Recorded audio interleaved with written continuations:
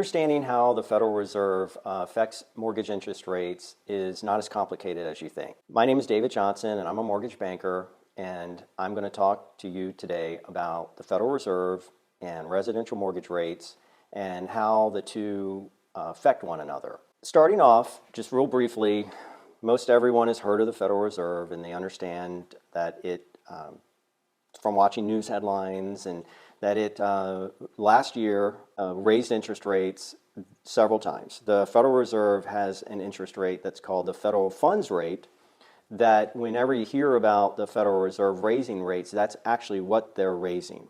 They're not raising the interest rate that you would actually have on your mortgage. They're raising what's called the federal funds rate. And last year was unprecedented because for the previous 2 years, the Federal Reserve had kept their federal funds rate at zero during the pandemic to try to facilitate business during the pandemic, to make it more affordable for people to borrow money, to put money on their credit cards, to get car loans, to buy homes, to facilitate the economy and to keep the economy going during the pandemic. And that affected the mortgage interest rates because the Federal Reserve lowered their federal funds rate to zero. And the federal funds rate is what banks use to loan money to each other. And for those that don't understand that, banks actually borrow money from one another on a daily basis. And they do that to keep a certain amount of reserves. And they use the federal funds rate to lend money to one another. And when the federal funds rate was at zero from 2020 until the beginning of 2022, banks were able to borrow money from one another very cheaply. They take the federal funds rate and the money that they borrow from one another, and they actually use that to give people mortgages, to lend money to people that are getting mortgages. They also use it to lend money to people who are getting credit cards and car loans, but we're just talking about mortgages. So for the pandemic timeframe, that's why interest rates were so low, because the federal funds rate was zero. And it was enticing to people who already owned homes to refinance. So the refinance business exploded during the pandemic because the interest rates were very low, and if you already owned a home and you had a mortgage on the home, chances were the interest rates were lower during the pandemic than what they were when you originally bought that home. And that's why people will refinance, is to take a new mortgage with a lower interest rate. And for people that were buying homes, they were also able to buy homes at a lower than normal interest rate because of the federal funds rate. At the beginning of 2022, the Federal Reserve realized, okay, we've got to start increasing our federal funds rate, because if we keep it this low for very long, inflation will continue to go up, homes will become more and more expensive, and everything else in the economy will become more and more expensive because the cost of lending money was very cheap. So they raised rates in 2022, the federal funds rate, 7 times. And between January of 2022 and the end of the same year, they went from 0 to 4.5%. And 4.5% is currently what the federal funds rate is. So what that meant was, as the federal funds rate began to increase, as the Federal Reserve were raising that rate, it meant that the cost that banks charge one another to borrow money became more expensive. As it became more expensive for banks to borrow money from one another, it meant that they had to pass that expense on to you, the consumer, that's buying a home or refinancing a home. And that's why last year, mortgage interest rates went from the high 2s to low 3s to what they are now, anywhere from 5% to 7%. And that's a good segue for me to just remind you that this is a general conversation about mortgage interest rates. It does not apply to anyone in particular. And the Consumer Financial Protection Bureau regulates the mortgage industry, and that's one of the things that they really watch that we're not doing, is telling an individual without knowing their actual credit score, their actual income, and what they're trying to do with the mortgage, what your interest rate would be. So I have to be really careful that I don't imply that someone watching this video is going to get a particular rate, because that's not the case. I would love to talk to you about your particular situation, and I can give you a pretty clear idea of what your interest rate would be either on a refinance or on buying a home, but you have to contact me through the comment section, and we would have to have a one-on-one conversation, which I'm more than happy to do. That's my career. I'm a mortgage banker. I help people refinance their home mortgages and also help people buy homes with new mortgages. I do these videos just to help people understand these topics better. But going back to why interest rates are where they are right now and why they're so high, it's because of those topics that you're hearing in the in the media. Inflation is really high. Interest rates were very low. The Federal Reserve are a private institution that are very connected to the U.S. Treasury Department, but they are an independent private institution, but they're tasked with maintaining economic factors that are not inflated.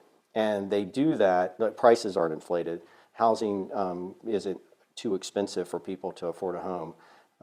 Food prices aren't too expensive to afford to go to the grocery store and buy a dozen eggs. The Federal Reserve are supposed to control the cost and make things affordable for everyone. And the way that they do that is through interest rates, and the way that they do it is by controlling what banks have to charge people to actually get credit. That's why they're so intertwined in the housing industry, is because the housing industry in America is a major economic sector.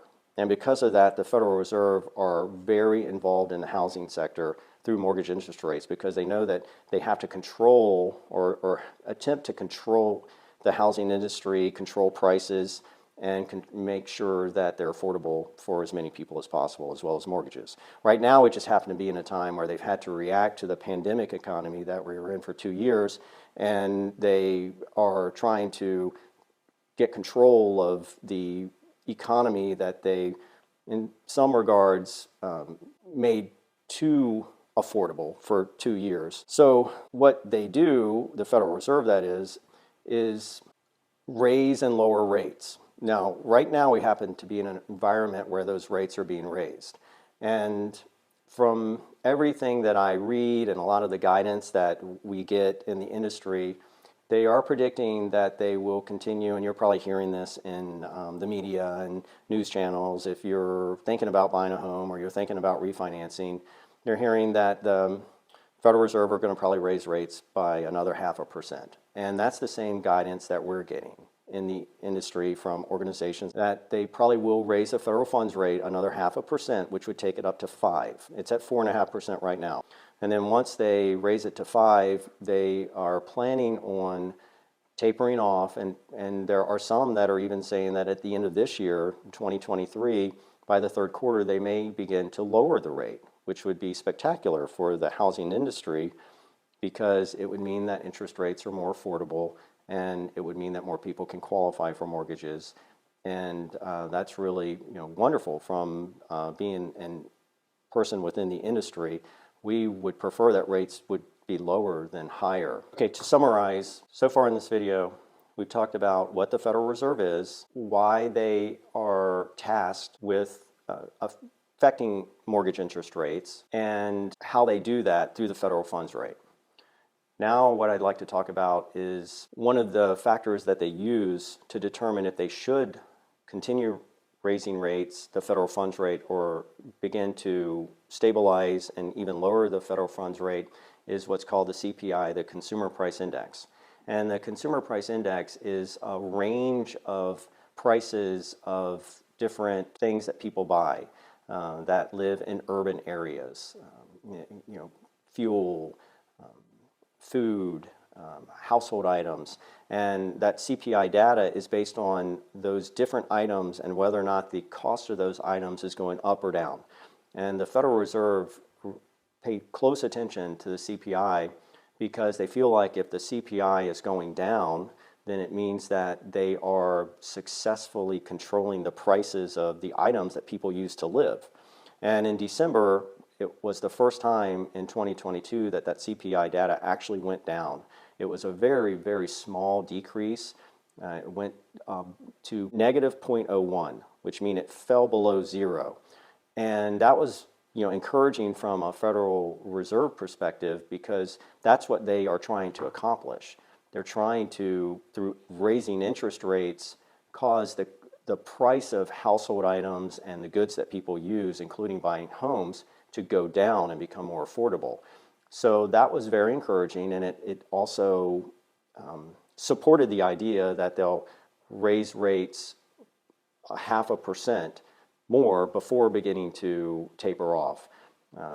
Just to give you an example, 0.5% raise is very small compared to what they did in 2022, where on several different occasions they raised the rate 7 times. On several different occasions they raised it 0.75. So the CPI data that came out in December of 2022 is very encouraging. The next time that the Federal Reserve will meet is January 31st, and we'll know at that point by February 1st if they are going to raise the rates anymore at that particular meeting. They meet about every 6 weeks. And the next CPI data is released February 14th. So it will be interesting to see what they do January 31st and February 1st as far as raising it 0.25% or raising it 0.5%. And then it will equally be important to watch that CPI data. Right now, interest rates for the customers that I'm interacting with are anywhere from the low 5% up to the high 6%. And that is expected to continue for the next 3 to possibly 6 months, depending on when the Federal Reserve come out and say, hey, we've accomplished what we wanted to accomplish, we've got inflation under control, and we're not going to raise the federal funds rate anymore. Once that happens, interest rates should not go up anymore for the residential mortgage interest rates, because banks at that point will feel comfortable that the money that they're borrowing from one another and then loaning out to people buying homes is going to stay at the interest rate that it is, and it's not going to go up anymore, and if anything, it'll go back down. So I would expect, if you are thinking about buying a home, to expect your interest rate to be in that range of about 5 to 6.5% for the near term. And if you are thinking about waiting to buy because you hope that interest rates go down, you could probably expect to wait another year, potentially. So there are benefits to buying now because of the interest rates being a little higher. You have more of a buyer's market that you're purchasing your home in right now, which is going to give you more leverage when you're interacting with the seller. That's a good thing for people who are buying right now, and it offsets the fact that the interest rate is higher now than it would have been a year ago, or might be in a year. So if you have to buy a home, there are some benefits to buying a home now, even though interest rates are higher than where they are. And one thing that you can think about if you are buying a home now and you realize the interest rates are higher than they have been in the past, don't be too discouraged about that, because you can look down the road. And if we look at the history of the federal funds rate, and we look at the history of mortgage interest rates over 40 years, they trend down. So the same thing that happened in 2020 to 2022, where interest rates were very low, people refinanced. So if you are buying a home now and you know going in that the interest rate's higher than what it would have been 2 years ago, or when your friend bought a house a year ago, or whatever you're comparing the interest rates to right now, you can always think about refinancing in the future into a lower rate. So because you take out a 30-year fixed rate now at 6%, doesn't mean that you're going to keep that 6% interest rate for 30 years.